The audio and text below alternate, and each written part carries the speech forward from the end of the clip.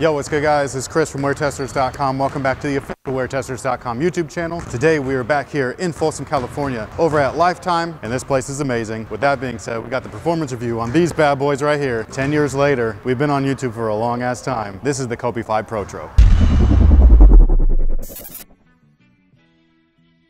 Now, before we get started, I did want to give a quick shout out to Lifetime because they're the reason why we're able to film indoors at this wonderful facility. This is the Folsom location, but they are nationwide, so you can pretty much find them almost everywhere if you're in the US. Now, not only does this place have one of the best and biggest facilities that I've personally been to, but they have a league that's called Ultimate Hoops. It's for average Joes where they make you feel like pros. They've got everything in there that you can think of. They keep track of all stats, by the way, so whether you're a facilitator, so you're like Chris Paul getting assists, dropping dimes, all that stuff, they got you covered. Or if you're, you know, a LeBron and you're out there, you're just getting buckets all around, maybe a Kawhi, they've got you covered as well. And if you happen to win the entire thing, look right up here, look right up here.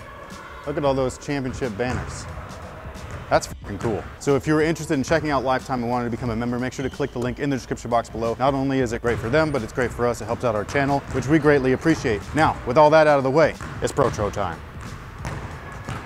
So for those of you guys that don't know what a Protro is, it technically means performance retro. So pro, performance, retro, something, I don't know, whatever, I didn't make up the name. So a performance retro is not just a reissue, but they've actually tweaked some things, and I know there's a lot of controversy behind the Protro line since the Kobe 4, but these guys do feel like a Protro in most aspects, one of those being the traction. Now this is something that I didn't notice per se while we were filming the initial review, but it was something that I noticed while I was talking about it in the initial review. I just didn't say anything because I was afraid of being wrong, but they did add tread patterns, like they added more tread to this outsole right here, which I think is kind of interesting. So if you were able to look up like a picture of the original pair of these, the outsole, you'll see that there's just certain things that are filled in. There's gaps that have been filled in with either tread or little lines. I don't know if it's better or worse. All I know is that it was like one of those things where I was like, wow, they actually did change something. That costs money right there to recreate tooling and add things to it. So they're not just reusing what was old, they actually made something new. And like I was saying in that video, this is the heartbeat pattern. It worked well originally, it just wasn't as great as the Kobe 4s. However, this guy right here, I haven't had any issues except for at my one local gym that remains dusty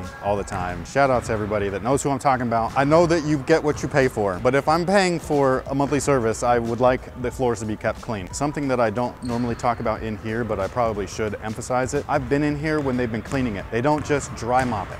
Okay, there's somebody that walks around with a HEPA vac, like a backpack vacuum, and they walk around here and they vacuum the entire surface of this floor. So that is just one of the reasons why I really like playing here, because you can get a traction setup like this where I was sliding a little bit on the other floor, but in here I'm just covered, man. Like I can wear almost anything in here and be good. Now, one thing that is a downside to the extra tread patterns that they actually put on there is that dust does get clogged in there even easier than it did in the original. That is a bummer. However, a quick wipe with your hand, boom, you're good to go. Everybody knows what I'm talking about, right? When I say wipe, I don't know what people think, but like if you play basketball regularly, this whole thing, that's what I'm talking about. A quick wipe and you're good to go. Is that cool? What did you think they thought? I don't know, because some people ask on the channel. I don't respond to the comments, unfortunately. I'm sorry, but there's too many weird people out there that get mad at me no matter how nice I'm trying to be. But I have read those comments where they're like, when you're talking about wiping, what are you talking about? That's exactly what I'm talking about. What that does is that clears out the debris and then it clears it all out so you're good to go. So now as far as fit is concerned, shout out to the Peak Underground. I got these from Famuji. I'm still in the process of testing these. I'm not 100% in love with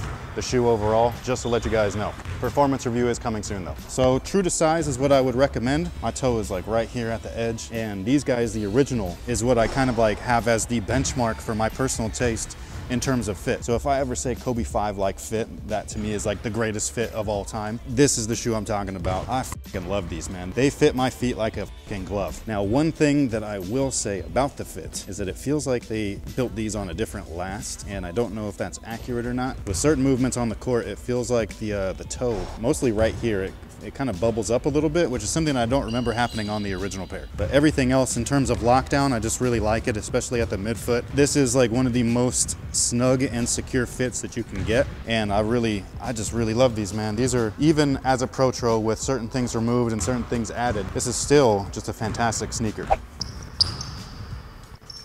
Yeah, I'm just kidding.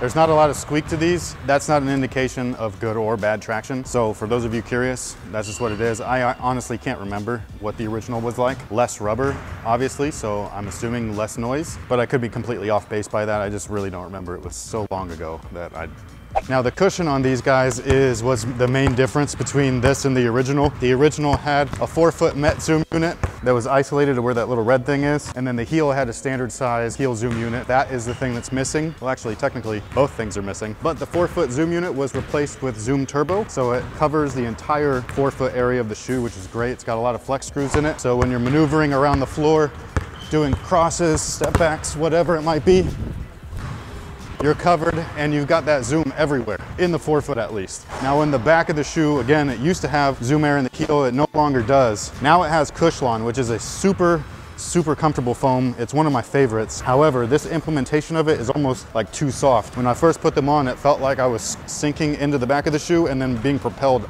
forward, which some people might like. And it actually really reminds me of this shoe right here and this cushion platform, but this one's so much thicker that it doesn't feel like you're sinking completely into it. But the overall feeling, that propulsion feeling that the foam actually brings you, this Cushlon feels very similar to this stuff, which is the Peak Tai Chi. Super comfortable foam. And it's that removal of the Zoom Air in the heel that is causing controversy amongst, I don't know who it is, whether it's hoopers, casual consumers, or maybe both. I do miss the Zoom Air in the back, but I don't feel like it's detrimental to the overall performance or anything like that, because these already were originally a super minimal setup. But by replacing the original Phylon with this Cushlon, that's where I feel like there's truly an upgrade. Along with the 4-foot cushioning, you can consider the removal of the heel Zoom Air unit to be a downgrade, especially for the increased price of $180. Performance-wise though, I don't play on my heel, so I personally didn't mind it. I like this setup more than the Protro 4 setup, which was heel cushion and 4-foot nothing. So I prefer the opposite, where it's 4-foot something, heel nothing. I'm cool with that. Now, if you're gonna ask me whether or not like I would prefer the zoom in there in addition to the Cushlon, that I'm not sure about, because the Cushlon by itself is already zoom feel. Like it's got that same kind of like springiness and responsiveness. And if you add something just as soft with that, I don't know if that's a good thing. I think that might be too soft, especially with such a thin setup. And right now, if I'm going like a 2-hour hoop session, pickup game sesh, I'm okay, but I have gone past that in these, and let me tell you, it's not a good idea. Like, I just was like, I should probably sit down, but lots of people wanted to keep playing. I was like that one guy. If I sat, I would have ruined everything, and there would be no more 5-on-5. So I kept playing for an extra hour, and it really sucked the following couple days. Just to reiterate though, I don't feel that having a zoom unit in there in the back would fix that. I think me going, you know, to the 3-hour mark is just not a good idea anymore. Now the materials on these guys is pretty much identical to what we saw on the original version. It's just that skin fuse, got that fly wire in there, that next generation fly wire in comparison to the Kobe 4, which was the first gen. And so far so good. They don't show really any signs of wear. I am curious if the seam right here where it used to break on people, if that's still going to happen. I personally never experienced that in the original pair, so I don't expect that to be, you know, an issue for me personally, but I am curious just to know if that'll happen. Now, one more time with the fit, I went true to size. That's what I would recommend. Wide footers, try them on in-store if possible. I know that this version was really hard to get, so hopefully the next pairs are like, I wouldn't say shelf sitters. Hopefully they're at least available for people to go try on in-store and all that kind of good stuff. Now, the lockdown, like I was saying earlier, is not quite as great in the 4-foot, but from the mid-foot back, it's still fantastic. This and the Kobe 4 were the shoes where it really proved that low tops are just as good as the high top, because it doesn't matter what the collar height of the shoe is. Support comes from keeping your heel and your foot overall on the footbed. And you can achieve that just by doing this. With a low top shoe with great lockdown. This shoe right here, like the fly wire kind of shows it, but this is where the lockdown is all about. And it just kind of spreads out, fans out. And this guy right there keeps you onto the back of the foot and locked into this heel counter, which is amazing. This is like my favorite heel counter besides maybe, I would say the Kobe 8. Now the support on these guys is phenomenal, especially being a low top shoe, because again, collar height has nothing to do with it. It's all about lockdown and fit. And these are probably its greatest attributes then and now in the Protro version. And then you have this wonderful, wonderful outrigger right there that fans out perfectly. And you also sit inside of this just a little bit. So when you're coming around, you're maneuvering, changing directions, this guy right here is going to keep you covered. The midsole itself should keep you on the footbed primarily, whereas this guy right there, the little, what Mrs. Wing calls the kickstand, it's gonna keep you from toppling over. So you're able to go, maneuver, all this stuff, do some Kobe moves, some pivots, all that kind of good shit. And that pretty much takes care of it for the Nike Kobe 5 Protro performance review. I still think that it's just a great shoe. Much like the Kobe 4 Protro, not having anything change too much, it's not always a bad thing. The price is the thing that mainly like sticks out in my mind on both models. It has changed quite a bit, and that's the part that I think sucks, is that I would love it if these still cost $125, $130, whatever. But as far as performance goes, price never equals performance. You can find a great performance shoe for well under $100. You can find a great performance shoe for over $200. It really doesn't matter. Performance is performance, and these guys have it. 10 years later, just think about this. 10 years later, the shoe still kicks ass. Shout out to Lifetime for letting us use their facility. If you wanted to check them out and see what they're all about, click the link in the description box below. If you were interested in more information on these bad boys right here, click the other link. It'll head you over to WearTesters, where you can read all about it, including their price, their weight, and their scores. And with that being said, I hope that you guys have a great day.